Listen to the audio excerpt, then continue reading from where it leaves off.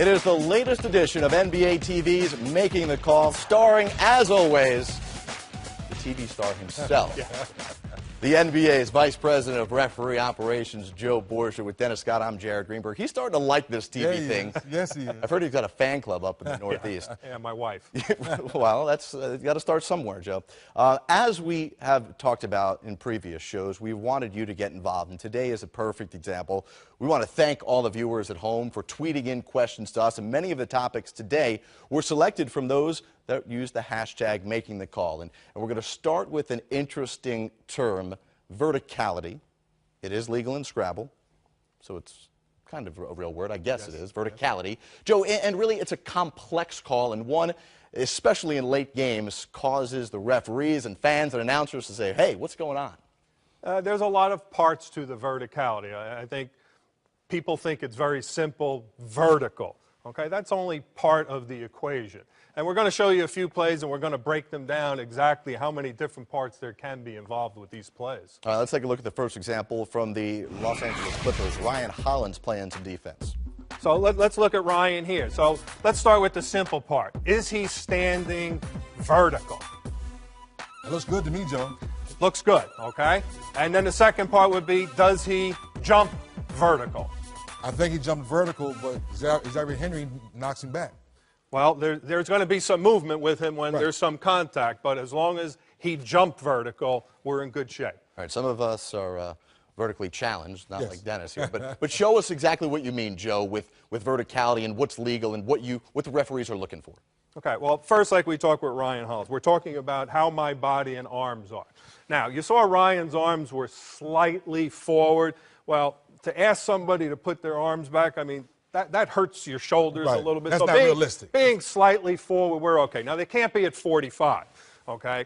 Because if you're at 45 and the player jumps up into your arms, that is going to be an automatic foul. And he has to jump straight up. He cannot jump side to side. That's the second part of verticality, okay? Jumping vertical means you jump and you land on the same spot unless you get knocked off it. So any player that sort of jumps forward, which a lot of them do when they're trying to block a shot, they jump forward or they're jumping slightly sideways into the path. And that's what makes it illegal. And there's a few other little areas that you have to take into consideration, like the restricted area and the start of the upward shooting motion. Okay.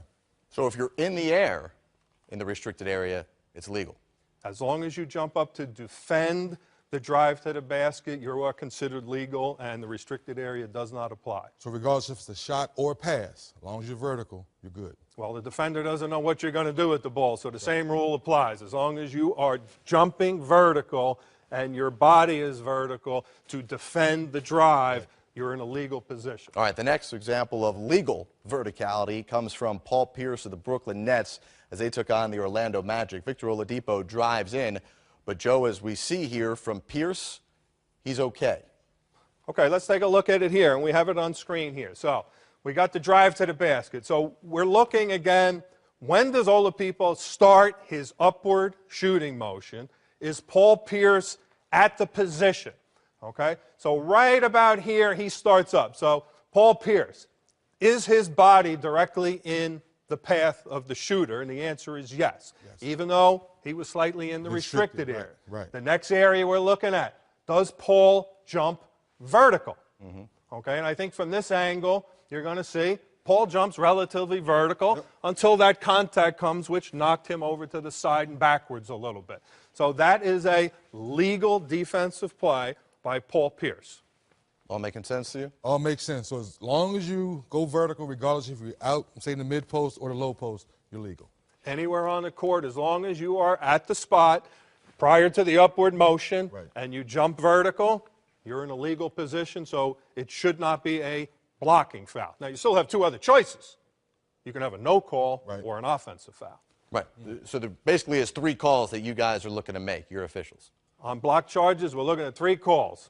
Block, charge, no call. All right. One time they did call on the defensive player before he was traded out of Chicago, Luol Deng. Here was our latest example of some poor defense, at least in terms of officiating. It broke the rules, Joe.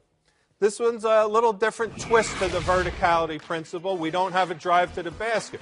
This is on a jump shot, okay? And what you're going to see here, dang, right?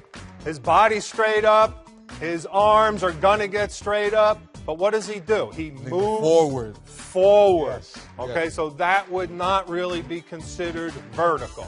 He moved forward right under the shooter. He did not give him an opportunity to land.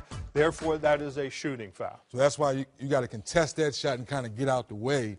That's what Dang should have done. He's either got to sort of go to the side, get out of the way, or he's got to stop, allow me to land. And Joe, I think it's important too, as fans, whether we're in the arena or watching at home, to watch the complete play, not just the beginning of what the defender does, because he may start legal but end illegal. We have a term in officiating, start, develop, finish. Okay, keep your air in the belly, watch the play from the start, watch it develop, and watch it finish, and then make a decision. Was the defender legal? Was the offensive player legal? And block, charge, no call.